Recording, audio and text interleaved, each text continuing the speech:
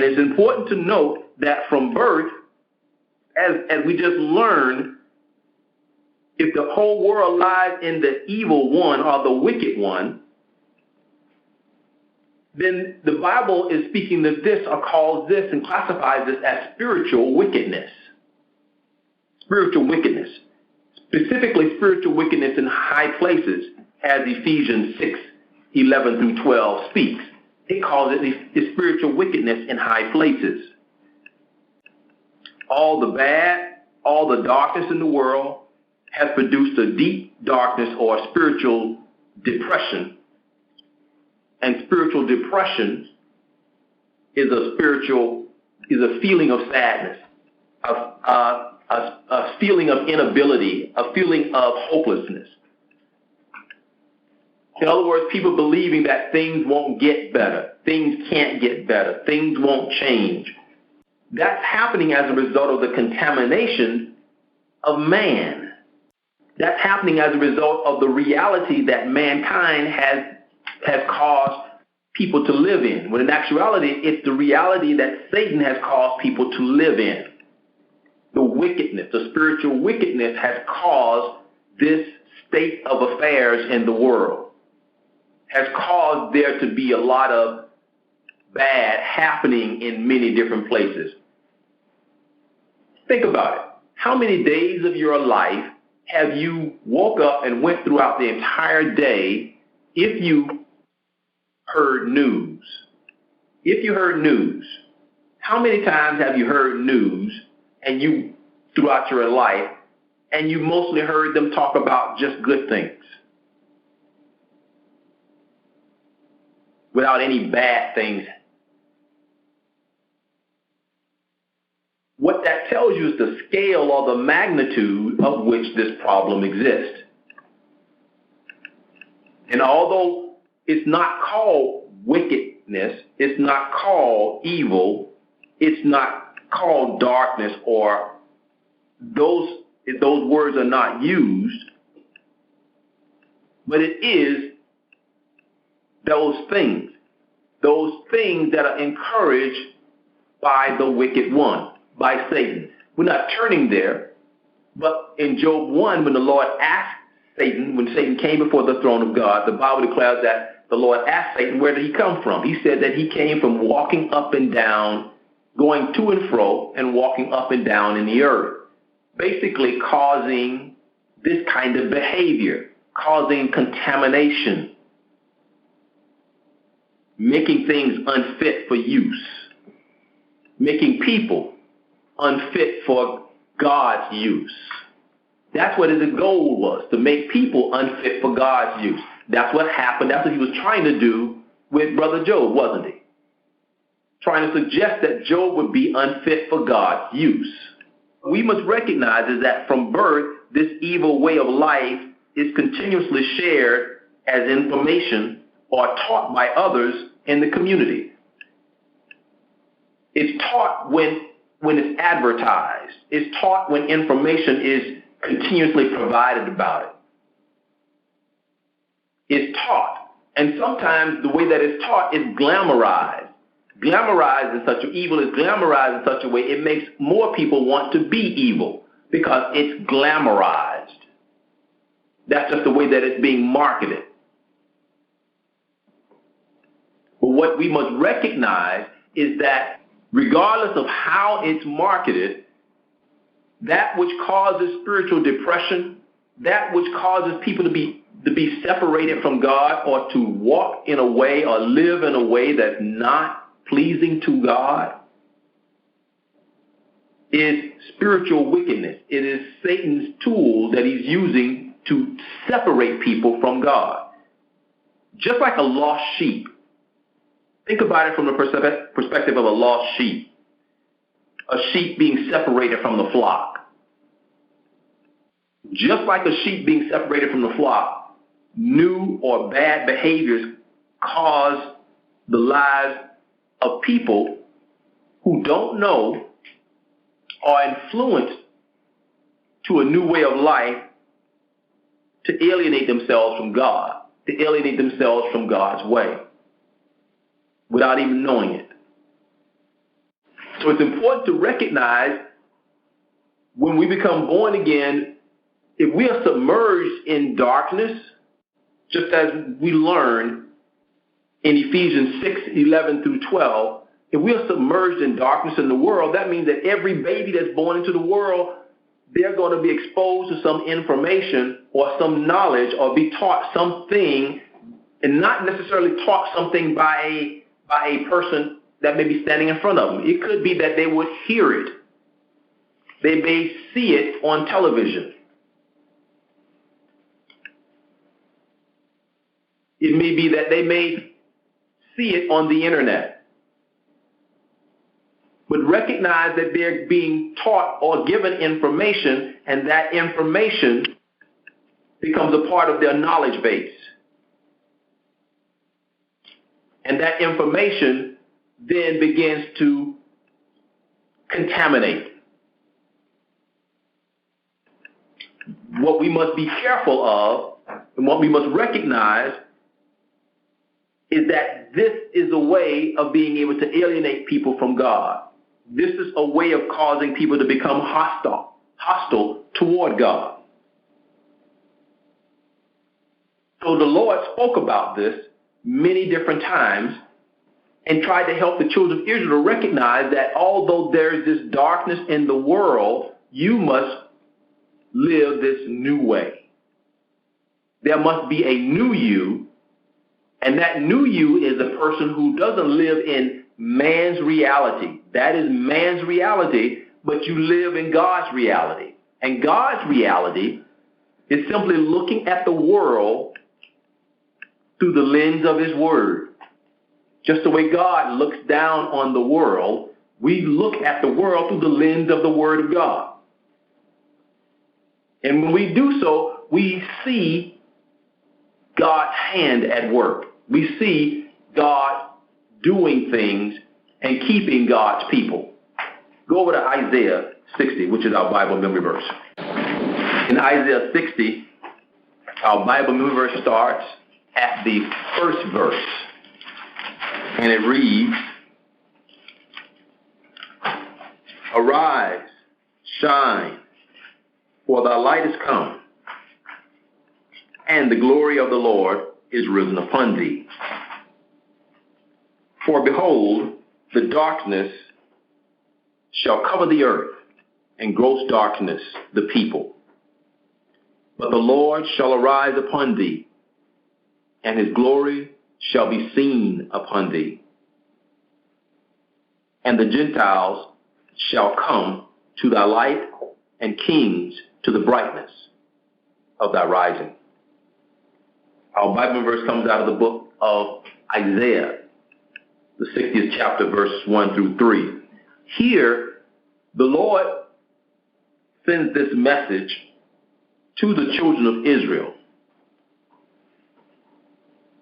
to admonish them, to encourage them, to make them aware of the importance of not walking in darkness.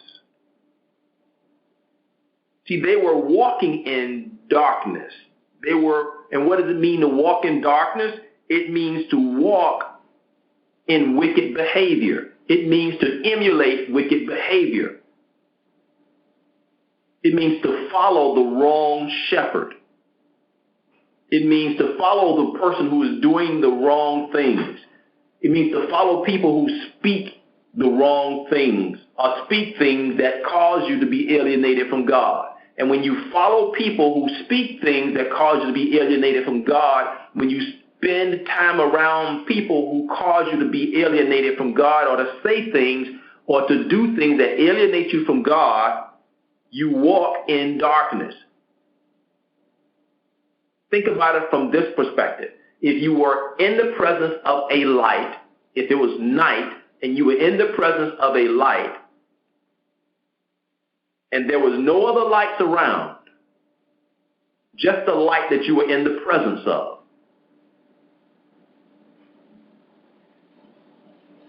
if someone encouraged you to walk away from the light, what happens the further you get away from the light?